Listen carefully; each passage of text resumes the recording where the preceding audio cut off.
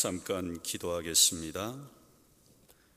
존귀하신 아버지 하나님, 오늘도 주의 날을 맞이하여 이렇게 늦은 밤까지 주의 성전에 머물게 하시고 험난한 인생의 삶 가운데서도 다시 한번 주님을 바라보게 하시니 감사를 드립니다.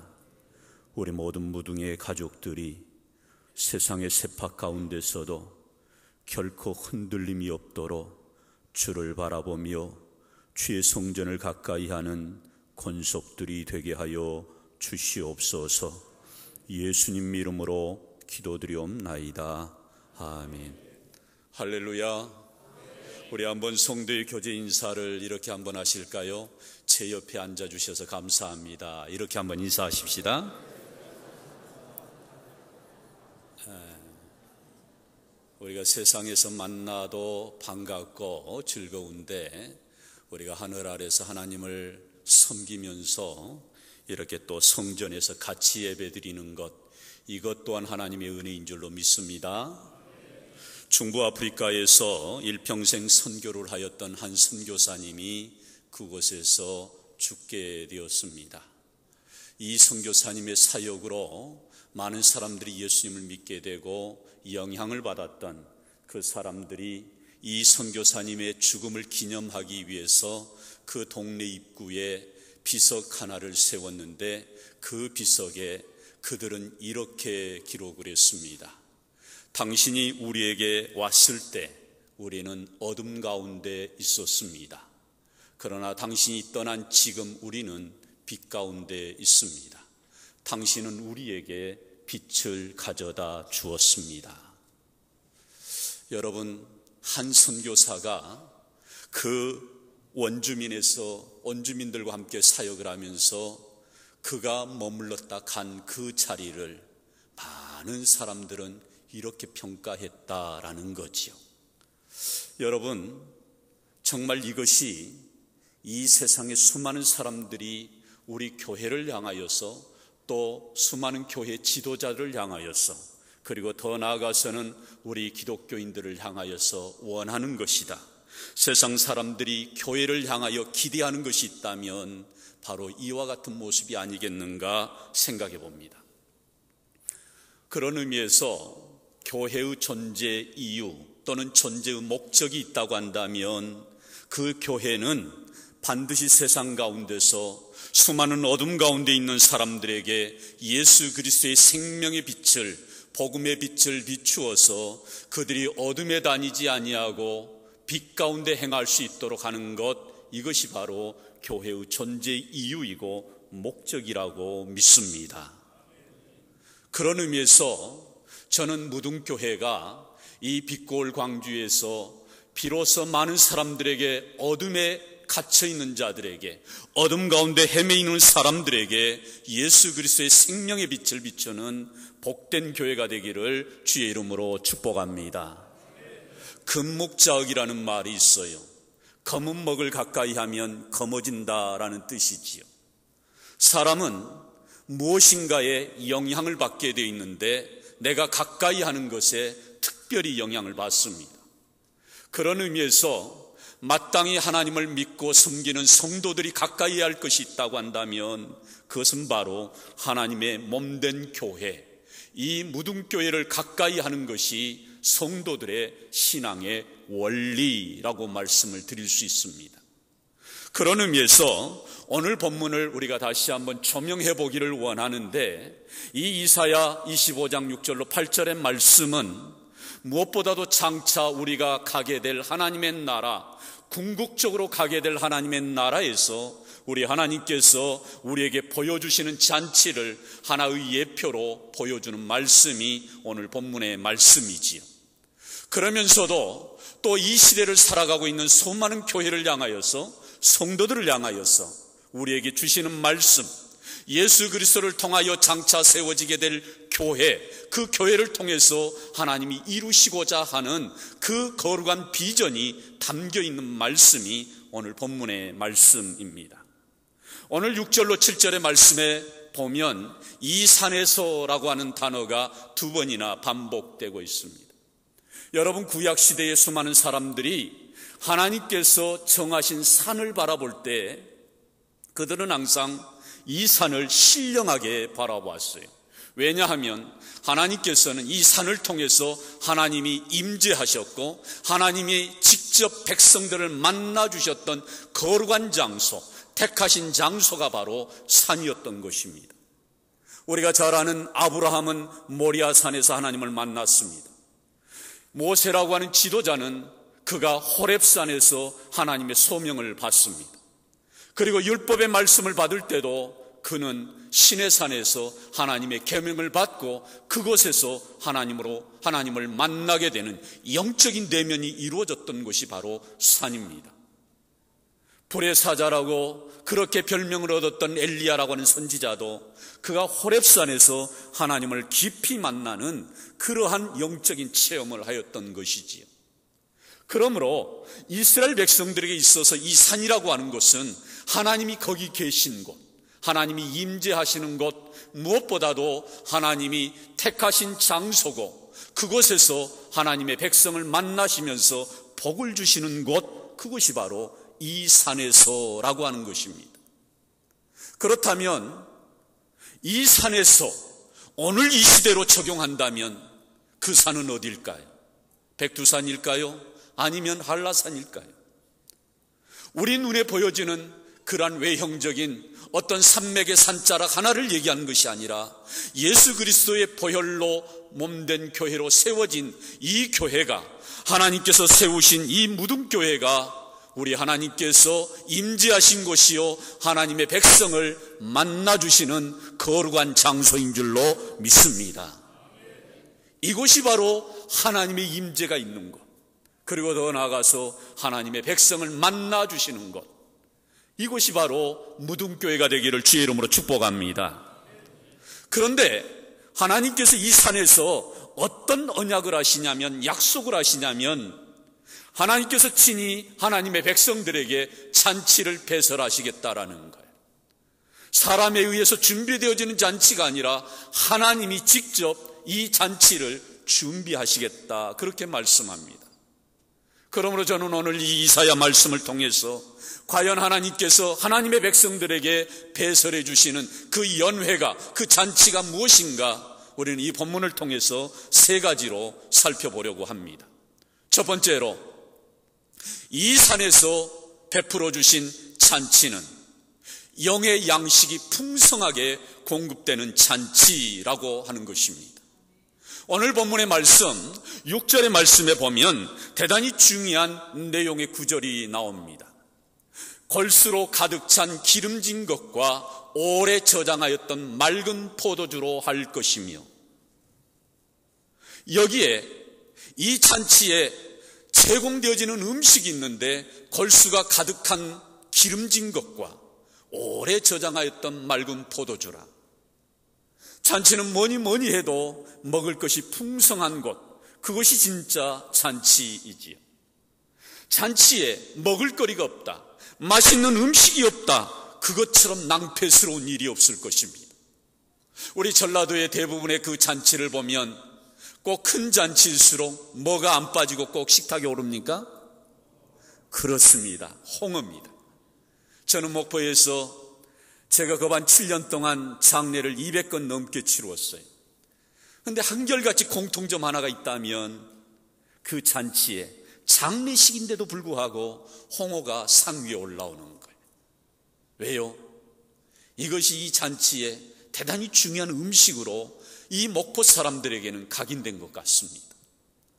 그런데 이 중동지방, 특별히 이스라엘 민족도 마찬가지, 그들의 잔치에 반드시 빠지 말아야 될 음식이 하나가 있다면 그것은 바로 오래 저장하였던 맑은 포도주. 이것이 그 잔치에 여흥을 돋구는, 그 잔치에 맛을 내는 아주 중요한 음식으로 그들은 그렇게 포도주를 꼽고 있습니다. 맛있는 포도주가 나오면 그 잔치의 위상은 격상되는 것입니다. 가나 혼인잔치를 기억하시죠? 우리 예수님이 나중에 물을 변화시켜서 포도주로 만들었을 때 많은 사람들이 이전 포도주보다도 더 맛있는 포도주로 그들이 즐거워했던 모습은 바로 이들이 가지고 있는 문화이지요.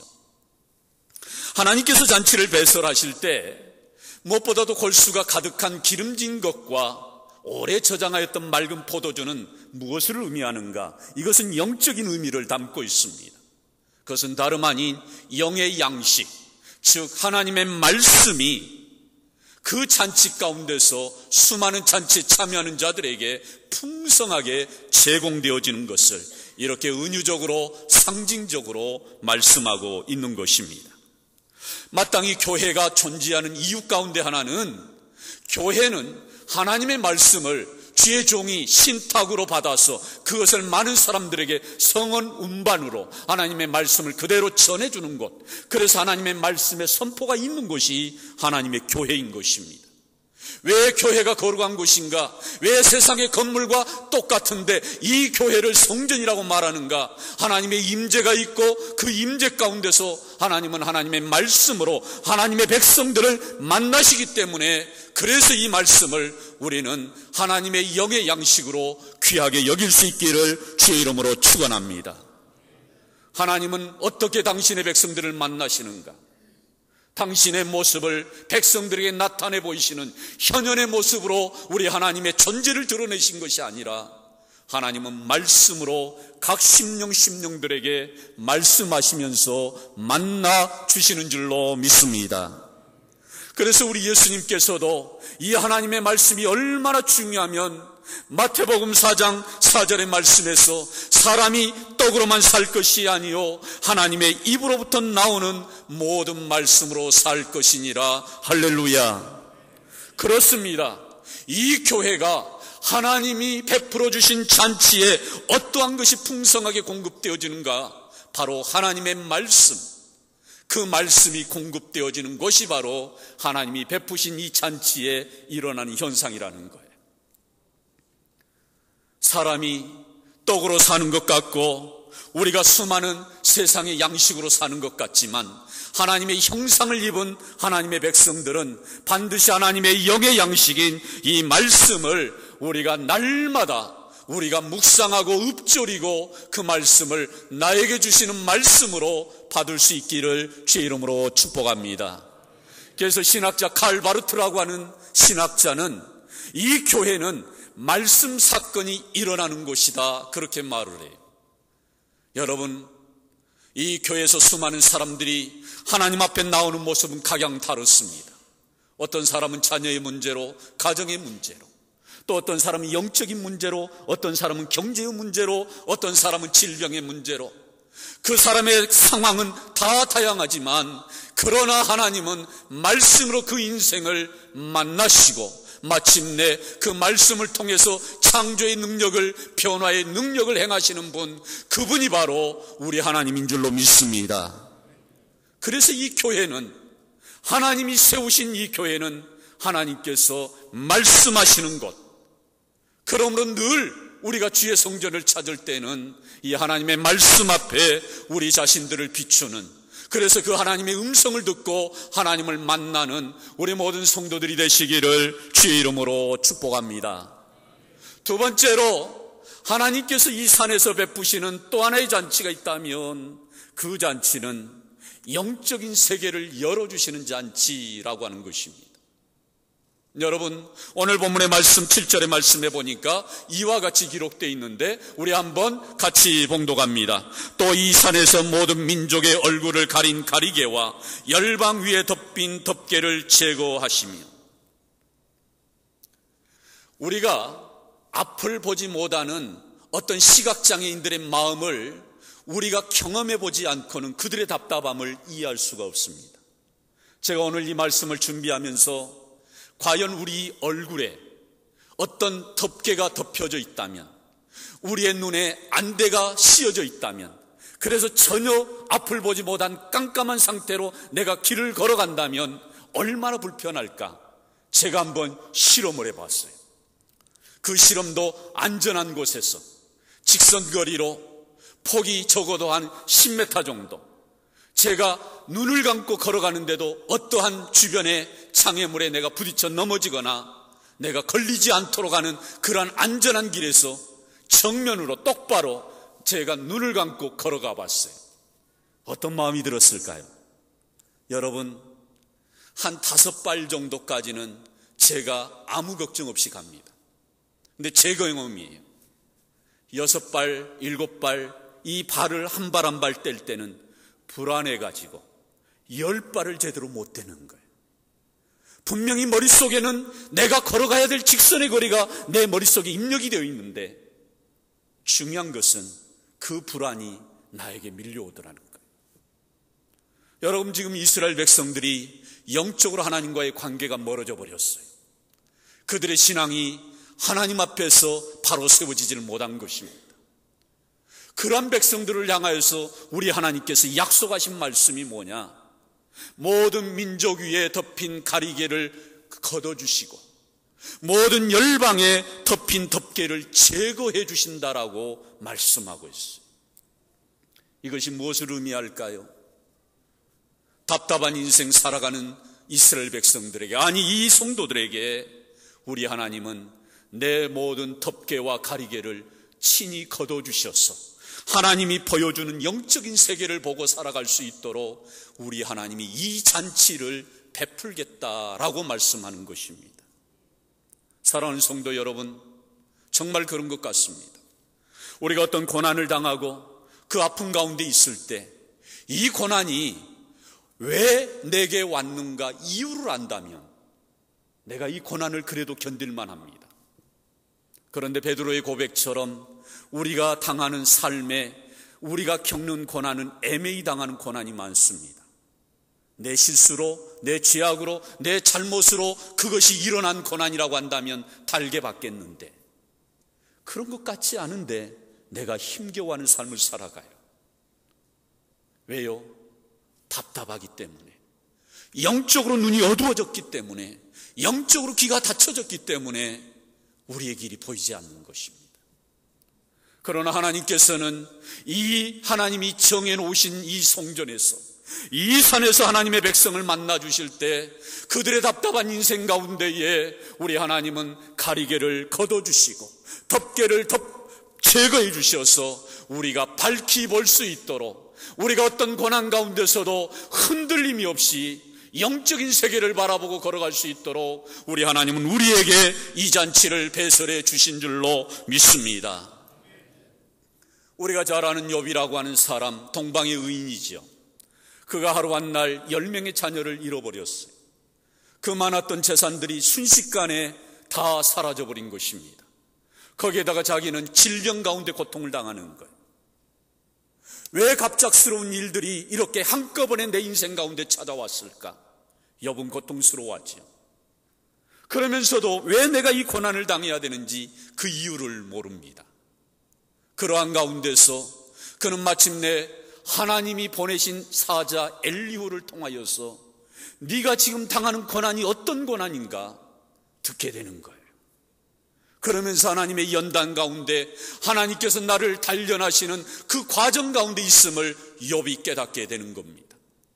그래서 나중에 이 하나님의 뜻을, 이 하나님의 섭리를 알게 되면서 영적인 눈이 열리면서 그가 욥기 42장 5절 말씀에서 이렇게 말씀합니다. 내가 귀로만 주에 대해서 들었사옵더니 이제는 내 눈이 주를 배웁니다 라고 고백하는 거예요. 사랑하는 성도 여러분, 우리가 지금 당하는 고난이, 아픔이 왜 내 인생 가운데 찾아왔는지 모르지만, 그러나 주의 성전을 가까이 하고 하나님을 만나는 자들에게 하나님은 반드시 영적인 세계를 열어주셔서 마침내 우리의 가야 할 방향을, 우리가 걸어가야 될 그 길을 우리 하나님은 보여주시는 줄로 믿습니다. 우리가 좋아하는 찬송가 384장 나의 갈 길 다가도록 하는 찬양이 있어요. 그 가사의 1절 내용을 보면 무슨 일을 만나든지 만사형통하리라 라는 말씀이 있습니다. 우리가 이 찬양을 부를 때 저는 가끔 그런 생각이 들어요. 우리 인생의 여정이 고난으로 점철되는 것이 우리 인생인데 무슨 일을 만나든지 만사형통하리라. 과연 이 찬송가를 지은 이 작시자는 어떤 믿음으로, 어떤 마음으로 이 찬송을 이렇게 가사로 무슨 일을 만나든지 만사형통할 것이라고 고백했을까 궁금했습니다. 그런데요, 뜻밖에도 이 찬송을 작시하신 분은 다름 아닌 시각장애인인 화니 크로스비라고 하는 사람입니다. 여자분이세요. 앞을 보지 못한 사람이 이 찬송을 지은 것입니다. 그녀는 태어난 지 6개월 만에 의사의 실수로 실명을 합니다. 그리고 1년 만에 아버지가 세상을 떠납니다. 그러면서 어머니마저도 자기를 버립니다. 이 크로스비는 누구에 의해서 양육되느냐? 외할머니에 의해서 양육이 되는 것. 그러면서 많은 고난을 겪습니다. 생각해 보세요. 생후 6개월 만에 앞을 보지 못한 시각장애인이 되어버렸어요. 영영 앞을 보지 못하는 것입니다. 방황을 많이 했어요. 부모를 원망했어요. 그럼에도 불구하고 할머니를 따라 그는 믿음 생활을 하게 된 것입니다. 그리고 하나님의 성전에 나아가서 내 형편을 아시는 주님, 나의 고통을 아시는 주님 앞에 자신의 그 있는 처지를 있는 모습 그대로를 내려놓습니다. 그럴 때마다 앞을 보지 못했던 그녀가 어린 시절부터 하나님의 은혜를 체험을 해요. 그리고 나중에는 그가 그와 같은 믿음의 고백을 가지고 무려 찬송가를 8,000곡이나 작시합니다. 놀라지도 않아요? 8,000곡. 800곡도 아닙니다. 8,000곡. 하나님과의 깊은 교감을 가지면서 영적인 세계를 그녀는 보게 된 거예요. 비록 육적인 눈으로는 앞을 보지 못하지만 그러나 영의 눈을 열어주신 하나님. 그래서 그녀는 답답한 인생처럼 사람들에게는 보일지 모르지만 하나님이 열어주시는 영적인 세계를 바라보면서 이 믿음으로 그녀는 아름다운 찬송의 시를 썼던 것입니다. 그녀가 나중에 자기 인생을 회고하면서 90 넘게 인생을 살아요. 그녀가 자기 자신이 만약에 다시 태어난다면 우리 기독교인들에게는 다시 태어나는 것이 없습니다. 우리는 그저 이 세상에서 죽으면 그 이후로는 부활의 몸으로 우리는 저 영원한 하나님의 나라에 들어가기 때문에 불교에서 말하는 것처럼 무슨 다시 태어나면 환생하면 그런 어떤 윤회가 아닙니다. 그런데 그녀가 자기 심경을 그대로 고백하는 간증이 있습니다. 그녀가 뭐라고 했는가? 만약 내가 태어났을 때 하나님께 한 가지 부탁할 수 있었다면 나는 지금과 같이 소경으로 태어나게 해달라고 기도할 것이다. 왜냐하면 내가 영화로운 하나님 나라에서 가장 처음 보는 얼굴은 우리 주님의 얼굴이 될 것이기 때문이다. 할렐루야. 그녀는 기꺼이 이 세상에서 앞을 보지 못하는 이 답답한 눈을 가지고 사는 것을 오히려 자처했어요. 눈을 보고 세상을 살아가는 것을 원하지 않았다 그 말이에요. 내가 만약에 눈을 뜬다면 나는 저 하나님의 나라에서 내가 가장 먼저 만나는 존재가 있다면 이 영원하신 하나님을 나는 그곳에서 배우기 때문에 나는 기꺼이 이 세상에서 눈 뜨고 싶지 않다. 어떻게 이런 고백이 나옵니까? 영적인 세계를 열어주셔서 그 영적인 세계를 보았기 때문에 그녀는 이렇게 고백한 줄로 믿습니다. 사랑하는 성도 여러분, 평범한 사람들이 무슨 일을 만나든지 만사형통하리라 이렇게 고백한 것도 우리가 참으로 귀하게 여겨야 되는데 앞을 보지 못한 이 크로스비라고 하는 여인이 무슨 일을 만나든지 만사형통하리라 하나님의 영적인 세계를 경험하고 그 세계를 보여주셨기 때문에 그녀는 이렇게 노래하는 것입니다. 그렇다면 우리 모든 무등의 가족들이 늘 하나님의 성전에 나와서 이 산에서 하나님이 열어주시는 영적인 세계를 바라보면서 내가 처한 고난을, 내가 처한 수많은 그러한 시련들을 믿음으로 이겨내는 우리 모든 무등의 가족들이 되시기를 주의 이름으로 축원합니다. 내가 비록 세상 가운데 있을지라도 하나님이 나와 함께 계시는 것을 영적인 눈으로 바라볼 수 있기를 주의 이름으로 축복합니다. 하나님이 늘 우리를 붙들고 계시고 우리와 동행하시는 그 하나님을 영적인 눈으로 바라보는 우리 모든 성도들이 되시기를 주의 이름으로 축원합니다.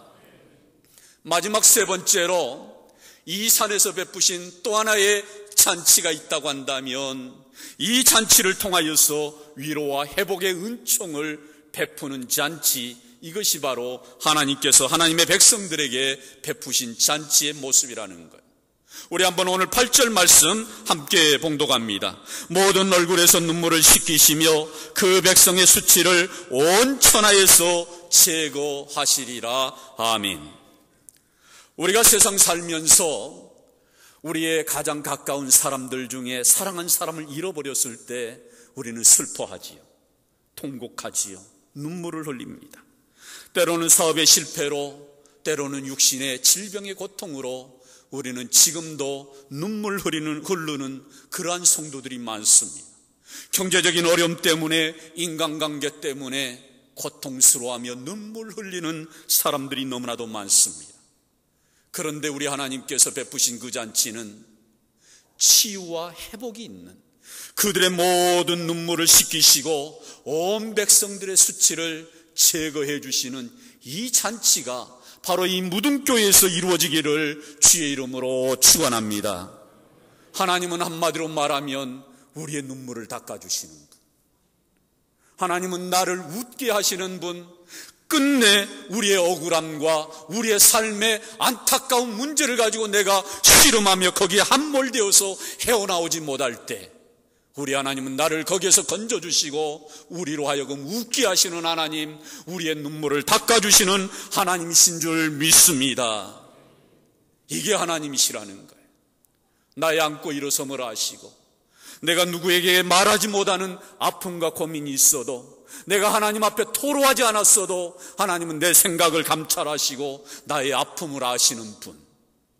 그래서 우리 하나님은 그 백성들을 향하여 아픔을 달래주시고 치유해 주시는, 회복시켜 주시는, 눈물을 닦아주시는 분, 마침내 우리를 웃게 하시는 분, 이분이 바로 우리가 믿는 하나님이라고 한다면 우리는 이곳에서 늘 하나님께서 우리를 회복시키시는, 치유하시는 은혜를 경험하며 살기를 주의 이름으로 축복합니다.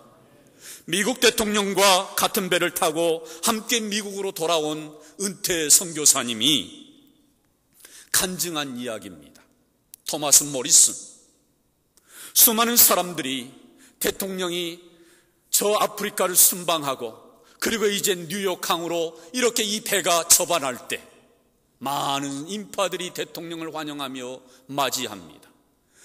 빨간 그러한 주단을, 그러한 양탄자를 걸어갈 때 군악대는 흥겨운 그러한 노래로 이 대통령 일행을 맞이합니다.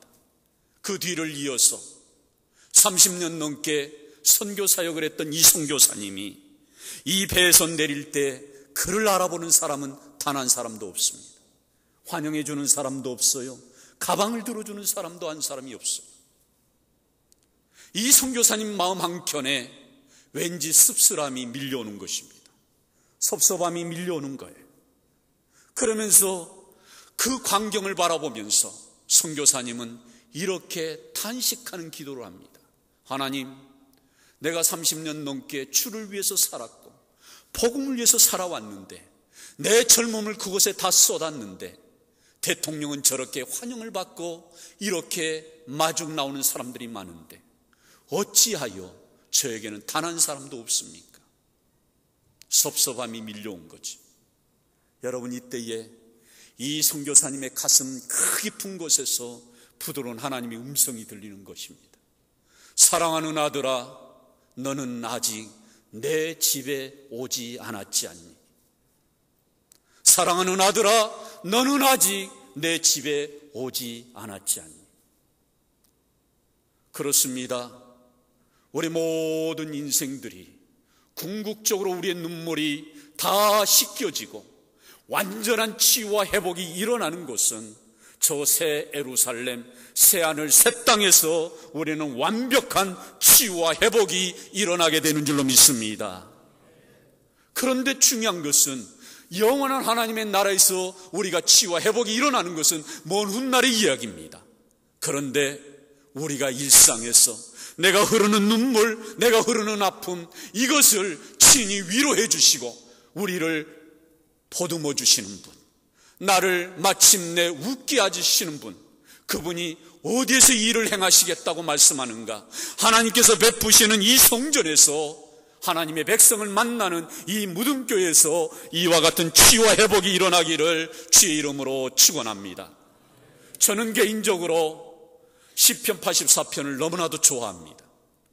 여러분, 그 시편은 고라 자손들이 늘 성전에서 머물면서 주의 일을 감당했던 자들이 하나님을 노래하는 그러한 시편입니다. 그 시편 가운데 내용의 말씀을 보면 그런 내용이 나와요. 눈물 골짜기로 내가 지나갈 때에 많은 샘을 만날 것이며 이른 비를 경험할 것이다 라고 말씀해요. 성도 여러분, 이게 무엇을 의미해요?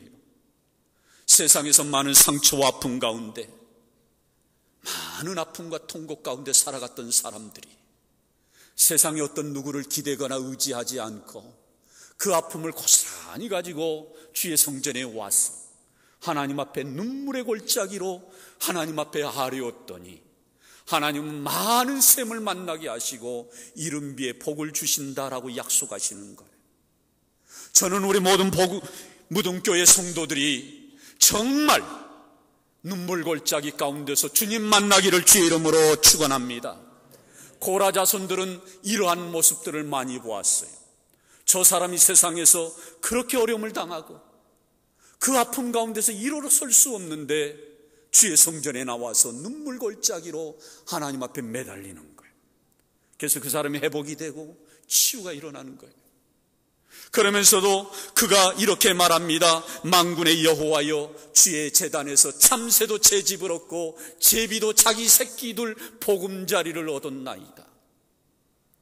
어려움이 있었지만, 아픔이 있었지만, 때로는 사업의 실패로 넘어지기도 했지만, 그러나 주의 성전을 가까이 했을 때 하나님께서 그 인생을 어루만지시고 치유하시고 회복시켜서 마침내 참새도 성전 처마 밑에서 제 집을 짓고 사는 것처럼 하나님의 성전을 가까이 하는 자들이 제 집을 얻고 보금자리를 얻었던 그러한 모습을 보고 이렇게 노래한 거예요.